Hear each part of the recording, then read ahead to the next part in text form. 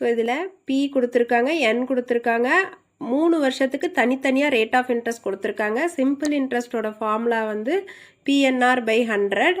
இப்போது பி இருக்குது, என் இருக்குது, ஆர் இருக்குது.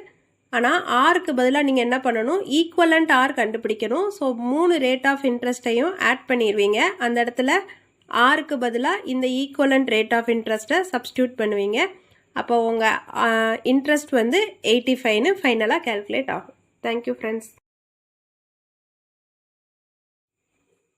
ஸோ இது simple interest type 6 finding the sum. Amount கொடுத்துருக்காங்க, என்ஆர் கொடுத்துட்டாங்க, பி எவ்வளோன்னு கேட்குறாங்க. நம்மளுக்கு என்ன தெரியும்னா amount is equal to P into 100 plus NR/100ன்னு தெரியும். N into R 32, 100 plus 32 132. So 660 is equal to P into 132/100.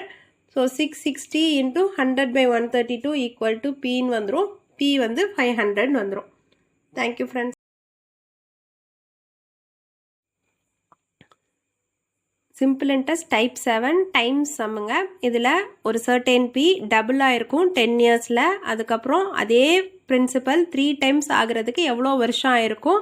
இதில் ரேட் ஆஃப் இன்ட்ரெஸ்ட் 10%ன்னு கொடுத்துருக்காங்க. ஃபார்முலா வந்து n-1 into 100 is equal to NRங்க.